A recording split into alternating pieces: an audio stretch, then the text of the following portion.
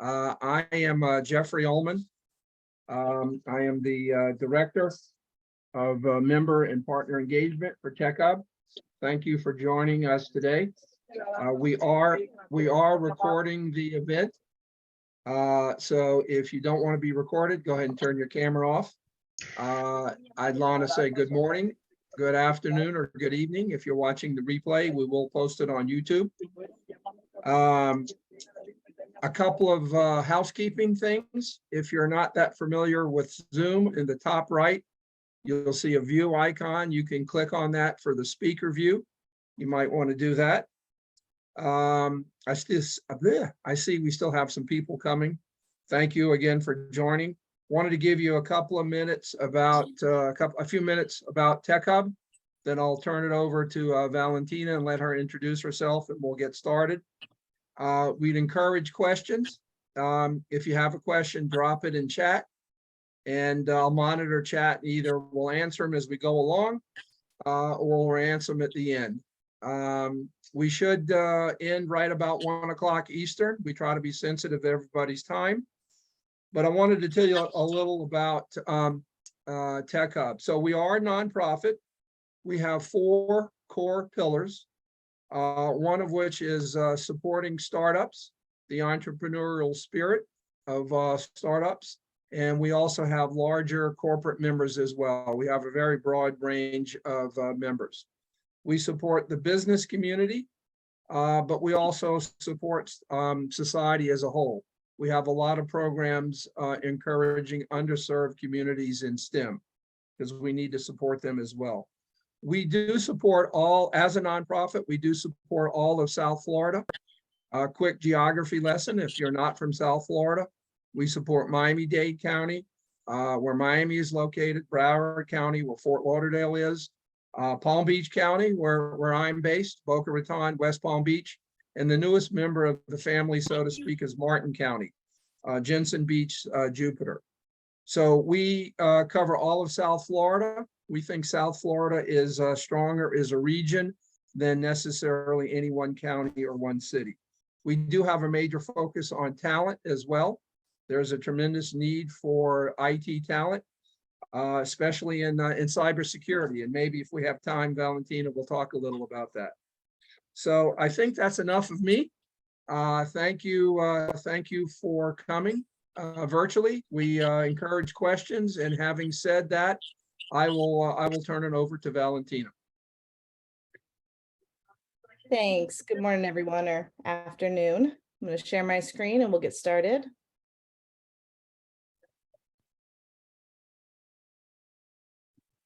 Okay, can everyone see my screen? Yes. Okay, good morning. Valentina Flores, I'm CEO of Red Sentry, and my background and what I'm speaking about today is a little bit different than what you probably normally get from TechHub. I'm not an engineer, I'm not a developer, but I was a cybercrime detective for about 10 years. I started out working human trafficking and some other crimes that dabbled in tech a little bit. And then I moved over fully to cybercrime for my last years there. I then joined the academy and began teaching how to investigate those crimes. And then I was a victim of the city of Atlanta ransomware attack back, I don't know, was that 2017 or 18 now? And just the chaos that I was a part of when we got hit with that ransomware was unlike anything I had ever seen before. So going from the investigation side to the victim side of it really changed my perspective. And I was a little tired of just always being kind of late to the party. So I was only talking to people once they were already victims. So I met up with my partner, Alex, he's a penetration tester, he's a hacker, and he was hacking into Fortune 500 companies all day. And he had developed this tool to kind of help people before they get hacked. So he and I joined together and created RedSentry. And what we do and how it applies today is that we test companies and we find vulnerabilities before hackers can. So we basically hack you to show you where those vulnerabilities are. So today, instead of going a deep dive into your tech infrastructure and the development, we're going to go a little bit more high level and look at the psychology of hackers, who they are, why they're doing what they're doing, and then how we can prevent it based on that. So that's where we'll be kind of heading. So the first thing I want to look at is this word hacker. We talk about hackers all the time. Usually what we're talking about is black hat hackers. Those are the bad guys, the ones committing crimes, what we normally think of. But there's a lot of other types of hackers. There's what we call white hat hackers. These are the good guys. So everyone on my team is a white hat hacker. So I work with hackers all day, every day. And then there's also gray hat. Gray hat is kind of in the middle. So they might be the good guys by day. They might be security engineers, and then dabble in a little extracurricular hacking in the evening. So it's kind of this spectrum of intention with hackers. But everyone from white hat to black hat really has similar personality types. And that's what we're going to talk about. They have a lot of the same motivations. Really, what's different is that intention. What are they doing with that skill set that they have? So the first thing to look at is myths about hackers. Hackers have always been kind of this like mysterious, cool thing that we like see in the news and in movies. And it kind of gives us some false perceptions. So we're first going to look at that, because we can't accurately fight against hackers if we don't know who they are and why they're doing what they're doing.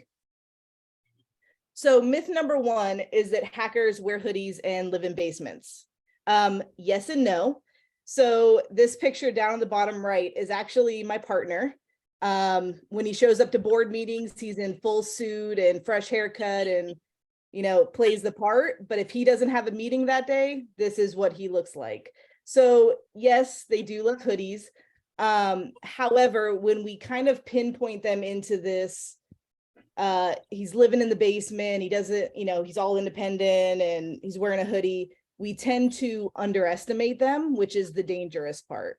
So regardless of what they look like or where they're doing whatever they're doing, these guys are extremely intelligent and extremely good at what they do. So that's really important to remember. So here it's not that the myth is wrong, it's that the myth can kind of lead us down a dangerous path in underestimating them.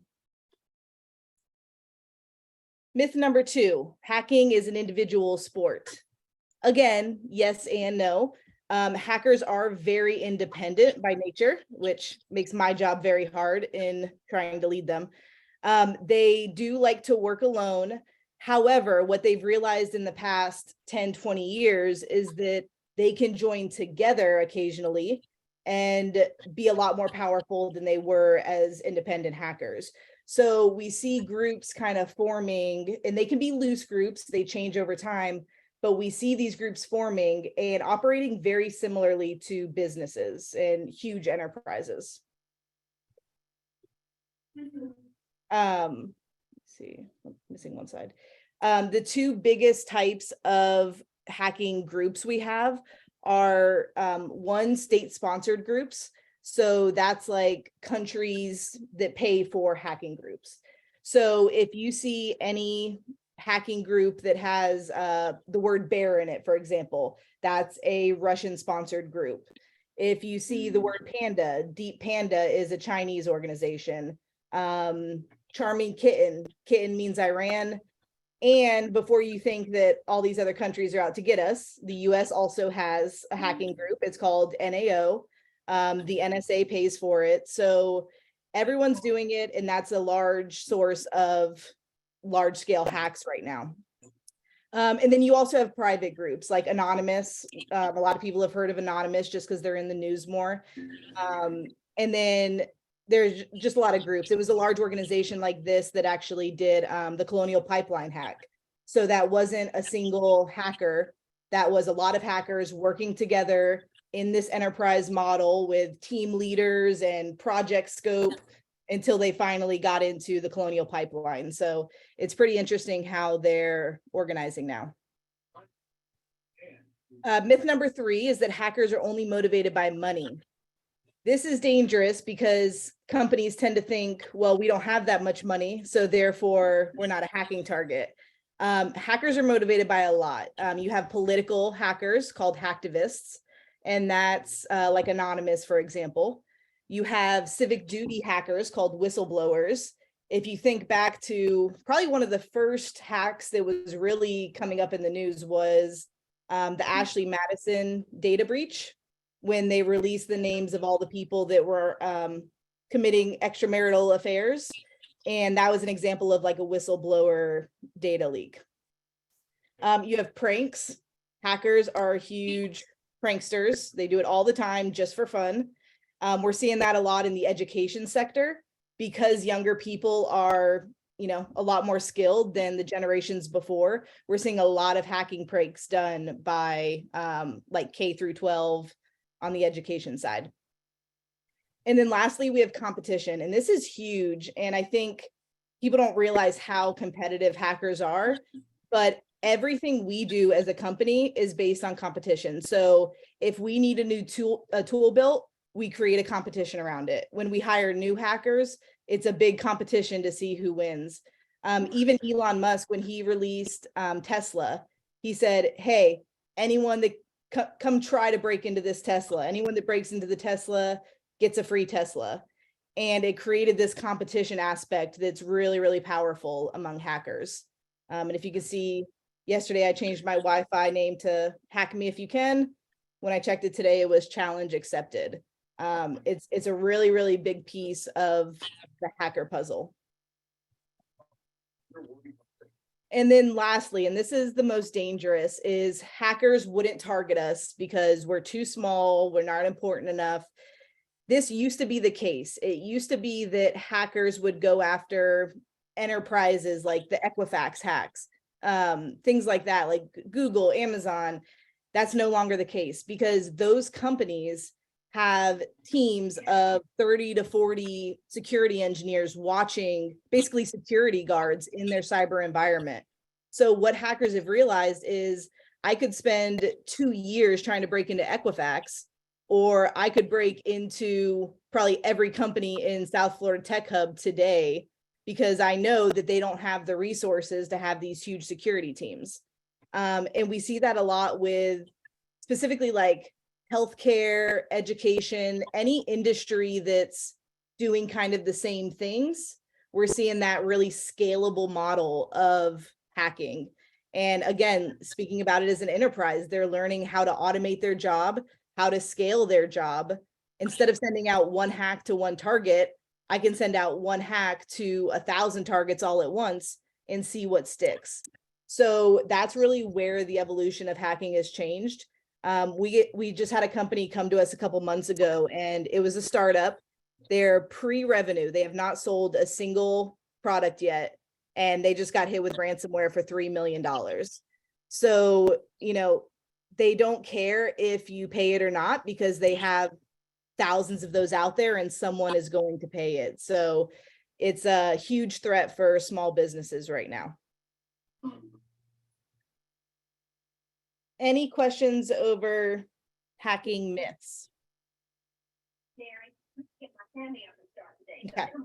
Let's look at some, oh, well, there's my slide that was supposed to be earlier. These were the state-sponsored ones I was talking about: Fancy Bear, Deep Panda, Charming Kitten, and TAO. This is the US one.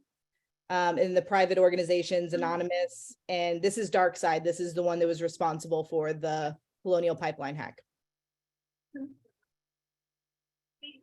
All right, so part of the threat of hacking is how rapidly it's moving. This year, 13,000 new vulnerabilities were discovered. So if you got a pen test last year, there have been 13,000 new vulnerabilities discovered since then. This is just, we're only halfway through the year. And this week, 490 new vulnerabilities were invented for the very first time.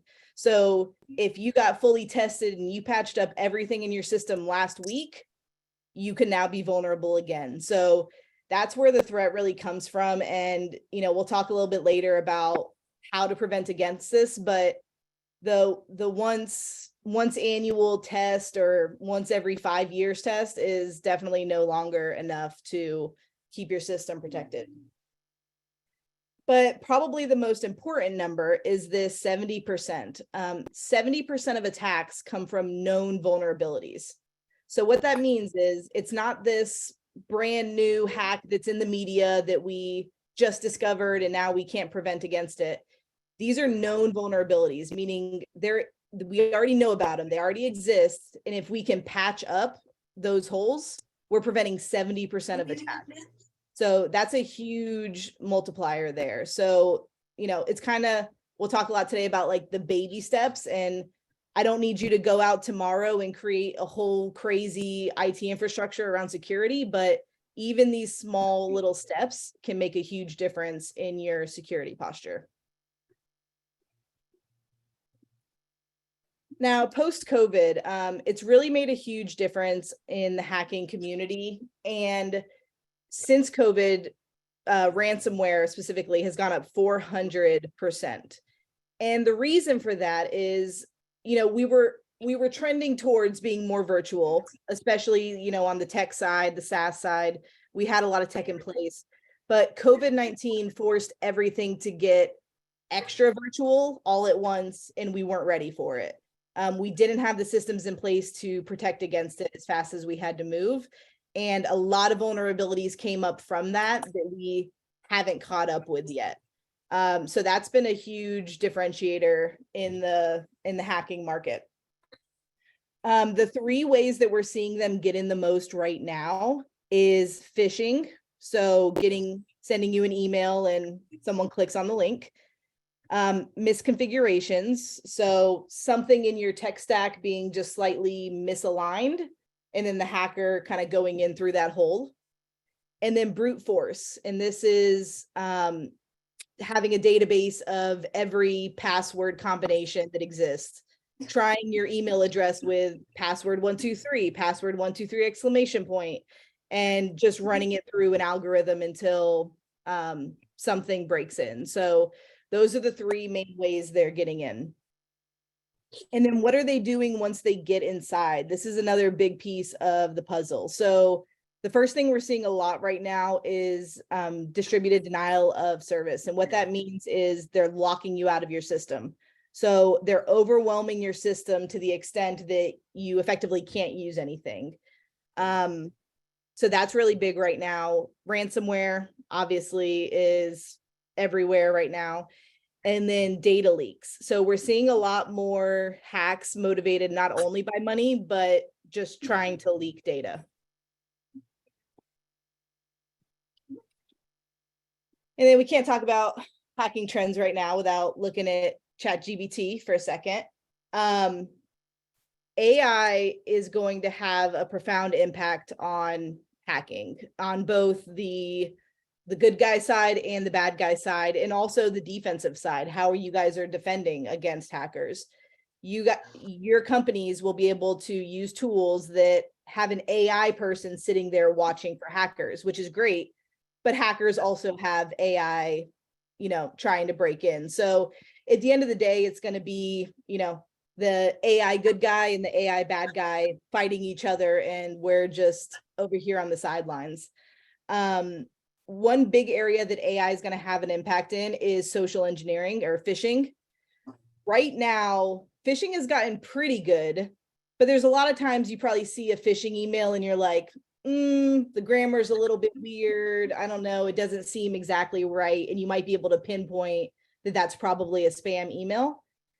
With ChatGPT getting more and more advanced, phishing emails are getting a lot more advanced as well. So I can say, create me an email from Oracle saying to change password, and ChatGPT can figure out exactly how the application Oracle would write that email and create that for you. Internally at RedSentry, we've been doing a lot of testing with this and wanted to show you guys just some examples. We're actually releasing a blog next week, so I'll maybe push that to Jeff and he can send it out to anyone in this meeting right now. But We just did a full hack using ChatGPT, and it's pretty cool. And we wrote a blog from it. So I'm going to show you a few pieces of that. So basically, my hacker told ChatGPT that we were doing an exciting challenge, and we're going to try and hack this, put our cybersecurity skills to the test, analyze vulnerabilities, and we want your help, ChatGPT. And you said, absolutely, I'm ready. Let's go. He asks, enumerate the machine to find any vectors for privilege escalation. So one of the big things we look for when we hack is, if I can get in under a user role, can I get to that admin role? Can I get to where all the real data is kept? So privilege escalation. And ChatGPT is on board. Let me tell you how to do it, yada, yada. Here's all the steps to get to privilege escalation on that machine. It even went on to just give more and more examples of how to get into the system.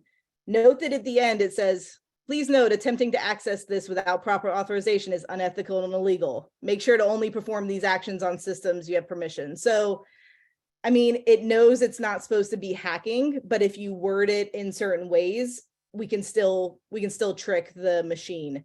And that's the exact same thing hackers are doing right now. So they're using ChatGPT and these other AI tools to basically build hacks, or to at least do the grunt work of the hacking. Any questions over AI or any current hacking trends going on? Oh, we have a question. Mhm. I'll just read it. It says, is the new version of ChatGPT, is the new version of ChatGPT going to replace jobs in sales and marketing? I mean, potentially, we're using it for our sales team right now, but we're just having our sales team use it to be more efficient at their job. I think it will replace some things, but we still need creative brains. We've been using ChatGPT to do a quote of the day recently in our Slack channel. And at first it was really motivational. And then it started just like, once it thinks it knows something, it kind of goes too far down a rabbit hole, and then it can kind of get off track. So there's definitely still a lot of advancement that's needed there before I think it could fully replace sales or marketing, but I think it could definitely enhance sales and marketing. And if you think about back before technology existed, like, did technology replace jobs? I mean, yes, but it also created jobs. So it's the same thing. I mean, there's always vulnerabilities, but I don't think we should be going back to caveman days. Tech is great. I think everyone in this call probably appreciates tech, and this is just the next evolution of that. A different question. Thoughts on Pegasus software, which I assume you know what that is. Yeah. Let me get back to that after we hit a couple more points. Okay. Well, All right, let's keep. That's kind of a big, yeah. I'll try to remember that. Let's come back to that. Okay. All right. Entry point. So how hackers are getting in right now. So there's a few different places that we use for the good guys, but it's pretty much the exact same thing that the bad guys are doing. So this is a framework of every way to get into any kind of account. If you click on phishing, you can see all the different types of phishing. So there's basically these roadmaps and these Excel sheets and everything else that build hacking into this enterprise model. So a lot of people think that hacking is like a science, but it's really more of an art form, because you have to have this creative aspect and be able to move around and combine things. And it's a lot more complicated than we kind of give it credit for sometimes. And this is a C2 matrix. It's a similar thing. It basically lists out a bunch of hacks into a big Excel sheet. And again, we use it as good guys, but so do the bad guys. And so I just wanted to show you kind of, when we picture that hacker in the basement in a hoodie, we sometimes don't give them the credit for how complex these organizations can be. So social engineering, I think sometimes on the tech side, we get a little exhausted with phishing training and stuff like that, because, you know, sometimes we work so hard to secure a system, and then it doesn't matter because phishing is a human. I mean, humans are always going to be our biggest vulnerability. So, you know, we have to make sure that we're not only just doing phishing training, but that we're doing meaningful phishing training. And I think that's where we get lost a little bit sometimes, is we do these like click through PowerPoints for phishing. And I'm sure we've all probably done one of those. And we just go click, click, click, click, click, click, click, complete. Now I've done my phishing training for the year. And that's not effective training. We're all guilty of that. So we need to make sure, as, you know, tech leaders and people controlling technology, that we're putting people through actual scenarios. You know, try sending out phishing emails to your team. Even like vishing. So vishing is calling phishing. So you call people and try to see how much information you can get from them on the phone. Try that. Call your team member and see, you know, how much information the receptionist will give you. And it's pretty amazing how much information you can get out of someone. When we do vishing tests, so an organization will hire us to do a vishing test on their employees, we actually don't use our hackers. We use our sales team, because our sales team can talk people into anything. Whereas our hackers, you know, the guys in the basement, we don't really want them talking to humans sometimes. The best vishing experiences we ever have is when someone on our team has a new baby. Because if I call Jeff and I have a baby crying in the background, Jeff is going to tell me anything I want to know, because he wants to get off that call and stop hearing a baby crying. So there's tricks like that. And it's amazing how much information you can get out of social engineering without having to know one iota of technology. And then third-party vendors. I definitely want to touch on this, because in 2022, 60% of attacks came from the supply chain and third-party vendors, which means that 60%, we can completely lock our system up and make it a fortress. And yet, if someone we're using gets hacked, now they're in our system. And vendors, we're using vendors more and more and more, which is great. It's the only way we can all scale. I mean, I have so much tool fatigue. I feel like every day someone on my team wants to add a new tool to the company. And it's great, but it does also create these added vulnerabilities. So we have to make sure now that not only is our company secure, but every vendor we're using is also secure. So that's a huge responsibility that we need to make sure we're taken seriously. And then ransomware as a service. This is really important, because it used to be that a hacker would develop a tool and send it out to some targets and get some money from it. Now they've basically turned ransomware into what is it, the pyramid schemes, the multi-level marketing, MLMs. That's basically what ransomware is now, is they've turned it into a scalable model. So some hacker will develop a tool, and then he will have other hackers go send it out to 1,000 targets. So this guy up here might send it out to 1,000 hospitals. This one might send it out to 1,000 startups. This one, you know, whatever their niche is. So they're basically salesmen. And then whatever money comes out of that, whoever ends up paying the ransom, that money just trickles back up to the CEO of the ransomware as a service. So this is big for especially small companies, because this is why we're now able to be such big targets.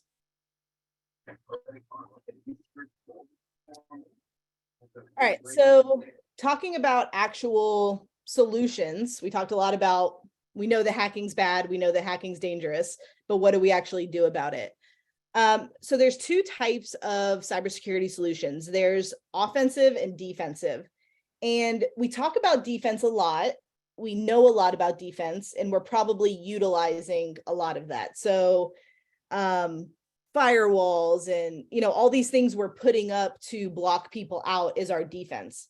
But if you picture a football game and you create all these defensive plays, and they're amazing plays, and you never have a single person ever test it, you have no idea if they're actually valid plays. So it's the same thing here. You can create this defense, but you can't accurately test what you created because we're biased. We think that everything we create is the most secure thing ever, especially in tech. We tend to be even a little more like that sometimes. So at RedSentry, we don't test our own systems. We have someone else come and test us because we just can't accurately do it.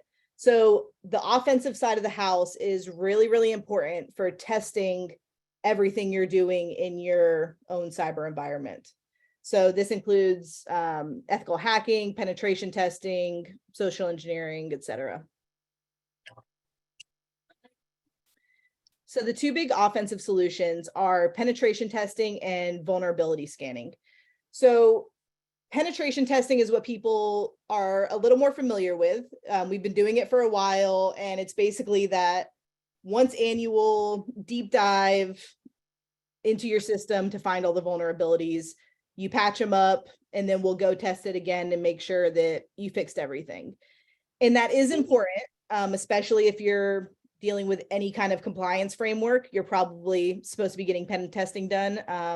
SOC 2, PCI, HIPAA, any of those compliance frameworks all require pen testing. So you're probably getting that done annually. The second piece is a little less utilized, but is becoming more important, is year-round vulnerability scanning. So this is testing your system those other 364 days of the year.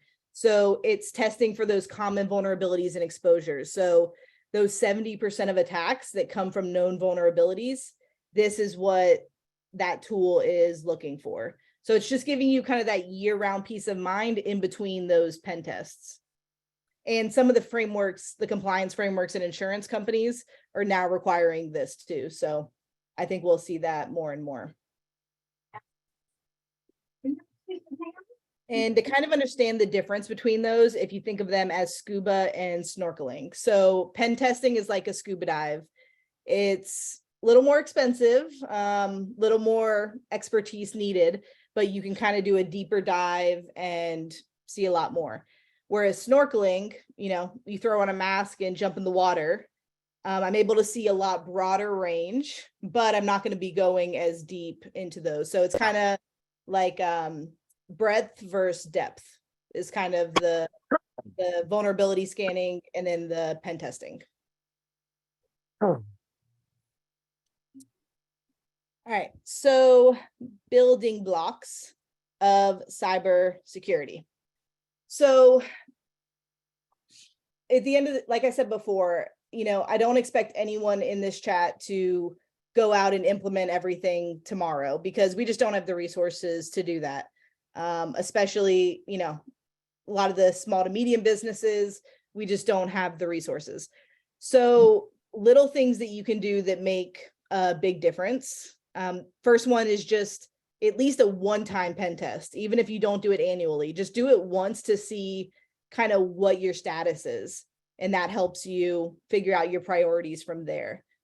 Passwords, huge, just change them. Well, make them more complex. Vendor risk assessments, principle of least privilege. Don't give everyone on your team access to everything. Network segmentation, make sure things are separated out in your tech stack so that, if a hacker gets into one section, they can't get into others. And then having an incident response plan. All right, so for pen testing, I think a lot of the complication comes from there being so many different types of tests. And that's because you have so many different types of cyber environments. So if there was one test that I think you should start off with, it's external. So that's everything that's just facing the public. It could be your marketing site, it could be your login page to your web application, whatever every single hacker in the world right now has access to, because we'll test it the exact same way the hackers are. So it's kind of the low-hanging fruit, a lot more pretty affordable, easy to set up. It's just an easy test to start with. If you have a web application, you really need to be getting a web app pen test. This is really, really important to test what people can do inside of your application. And if you have a web application, it probably means you have clients who are relying on the security of that application. So web app pen tests are very important. Internal or network tests, that's anything past credentials. So anything you have to log into on your internal network.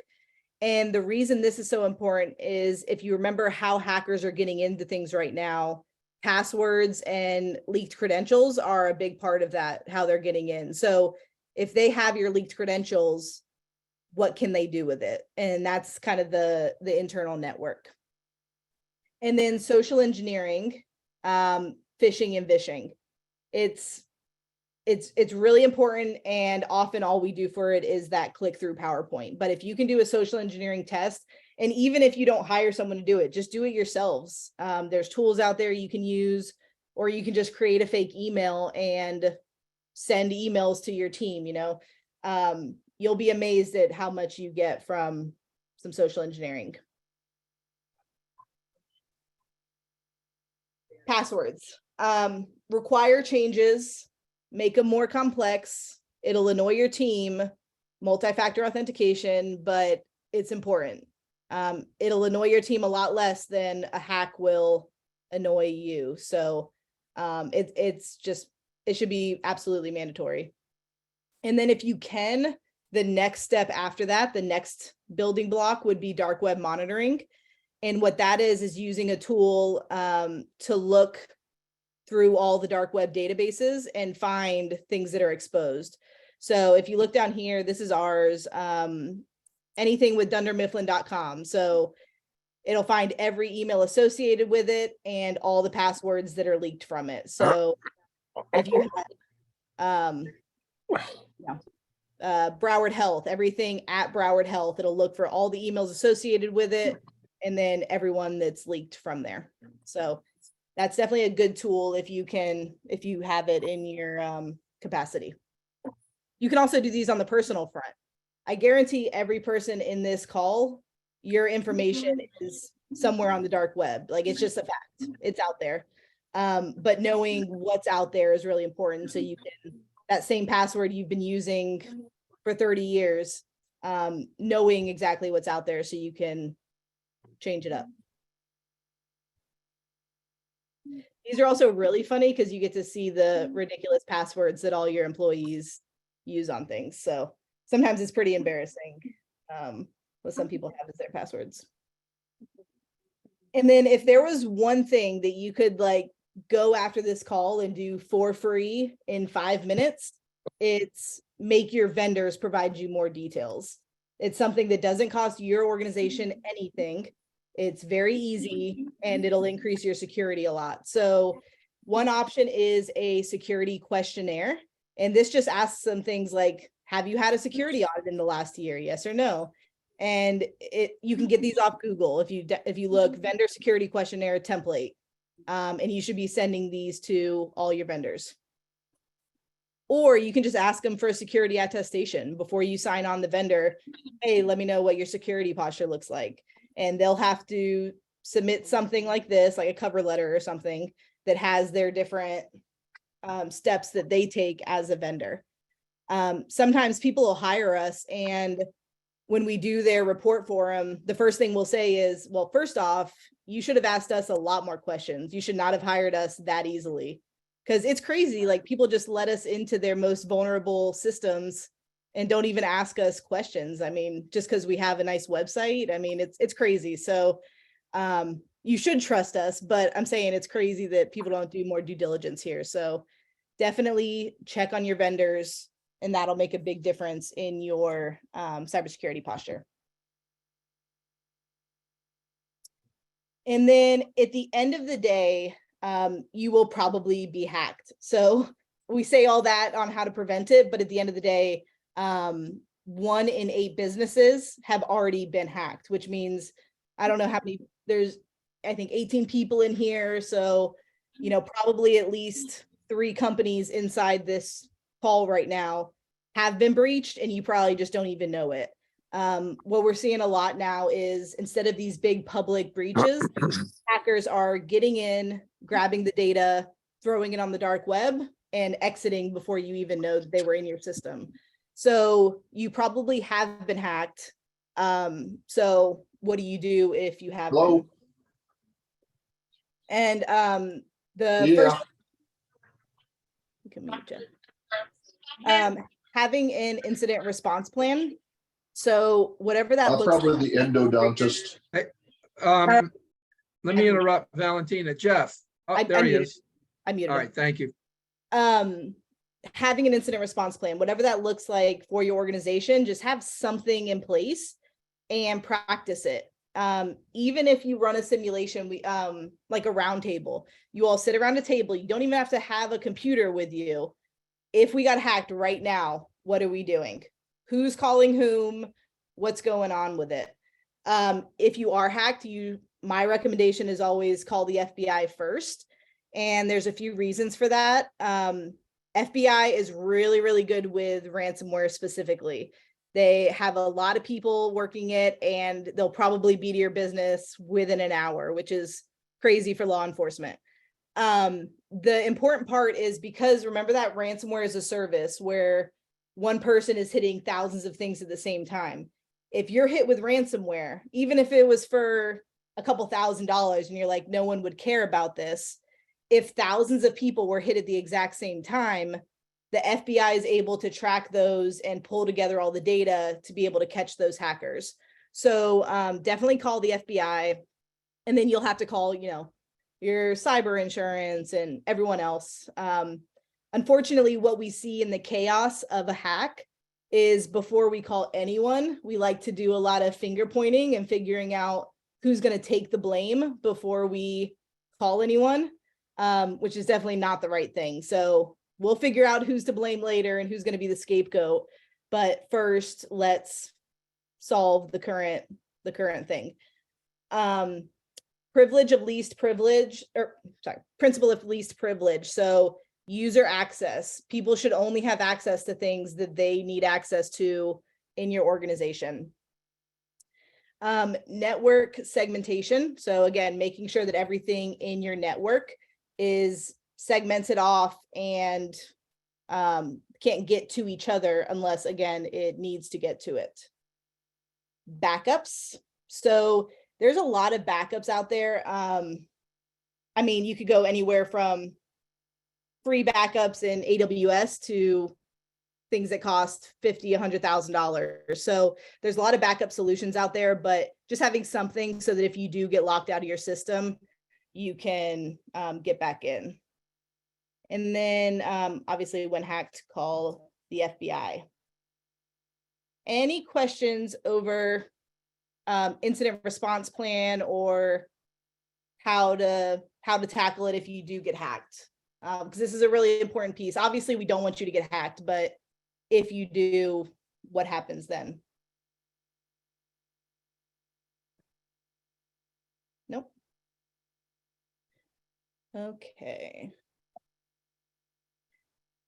All right, so my favorite phrase or mantra or anything for cybersecurity is, you don't have to outrun the bear, you just have to outrun the person next to you.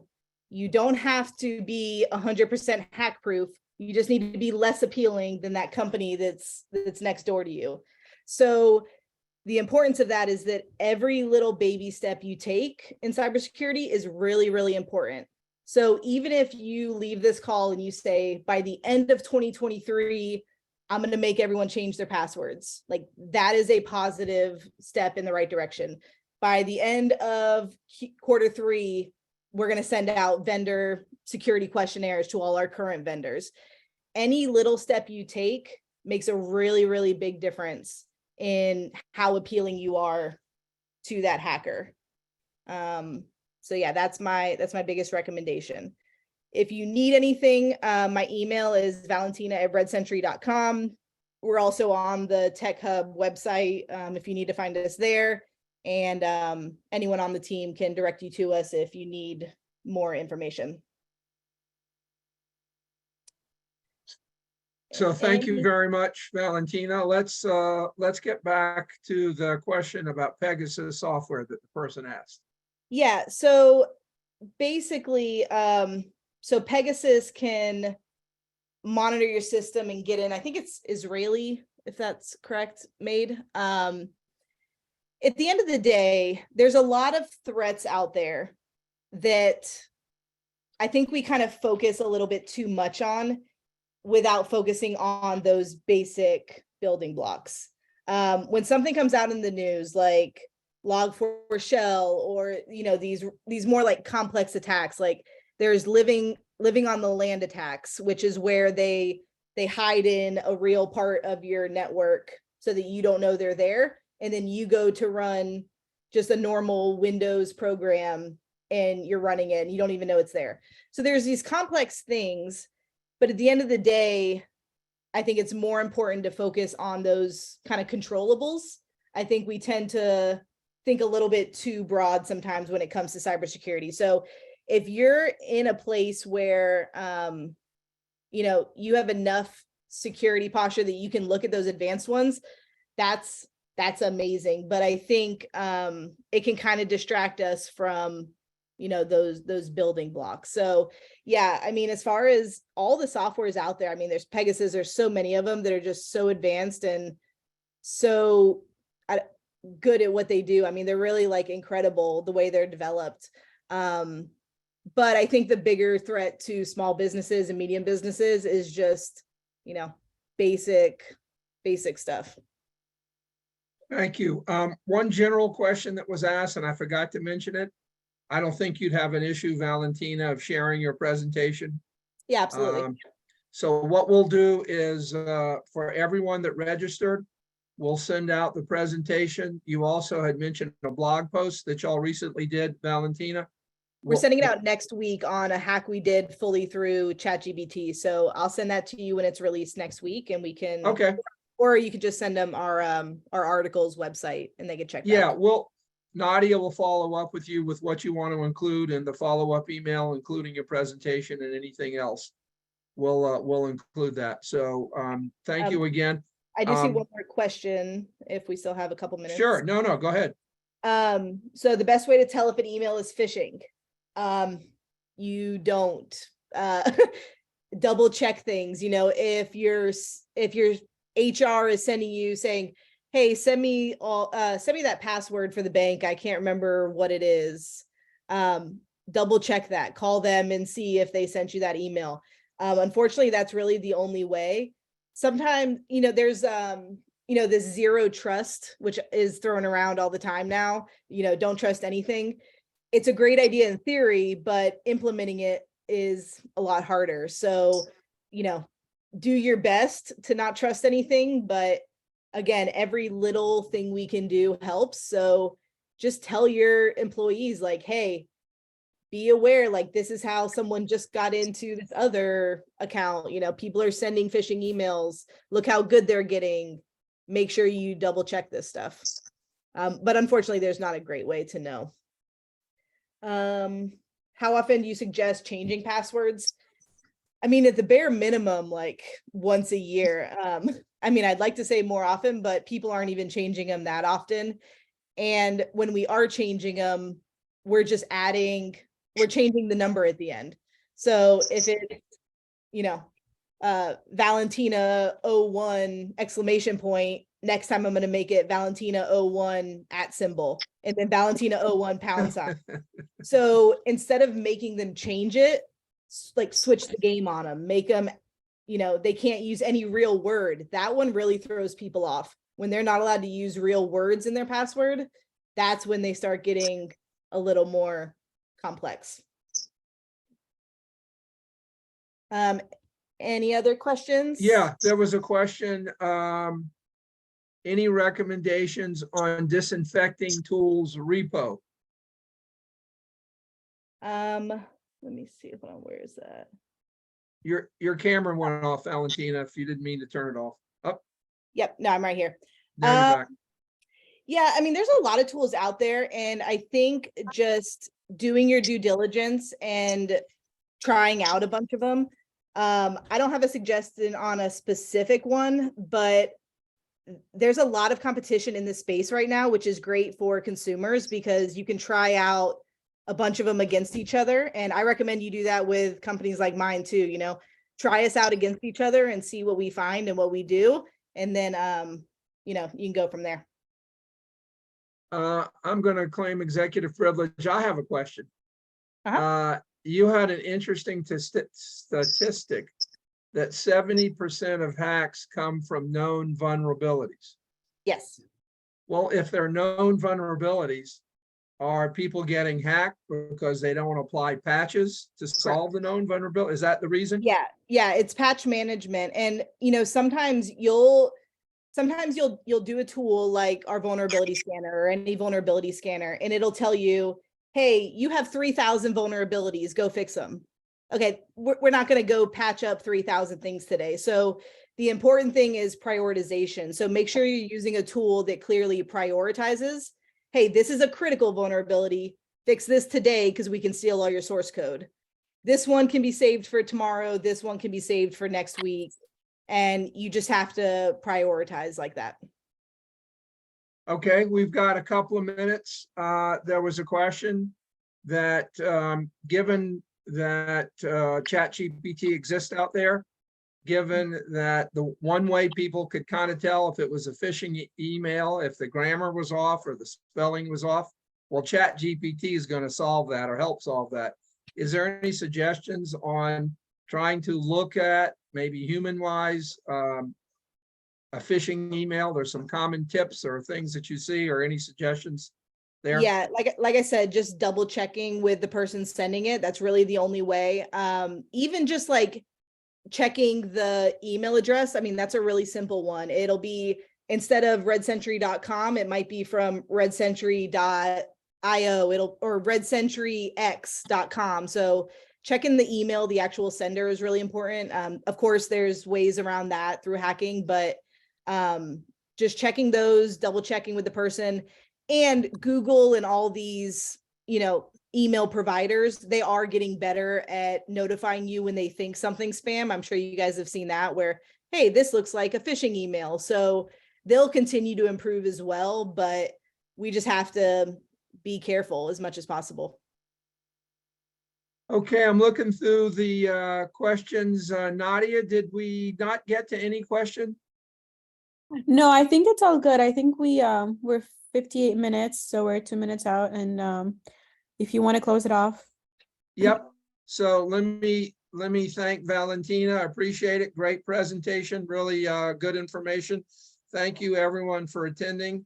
Thank you for all the nice comments. We appreciate it. Janice, I apologize. We didn't have time to set up the closed captioning, so I apologize for that. We will next time. That's okay. That's all right. It's all good. Thank you. We do usually try. We had to switch Zoom links at the last minute. That's why we didn't have it. So I apologize. I'm learning. We're very, very good, Valentina. You could have signed yourself. Yeah, I can't sign social. Oh, wow. Okay, thank you. We take that seriously. We really try to do that. So we will be sending out the presentation. We will be sending out whatever else Valentina would like to. Encourage you, if you have questions, reach out to Valentina. If you want to use RedSentry services, that'd be great as well. One last plug for Tech Hub. I forgot to mention, if you follow us on, it'd be great if you follow us on Eventbrite, subscribe to our newsletter, or follow us on LinkedIn. That would keep you current. Having said that, thank you again. And I always like to end on time. So have a good day and peace with the world. Thank you. Thanks, everyone. Bye.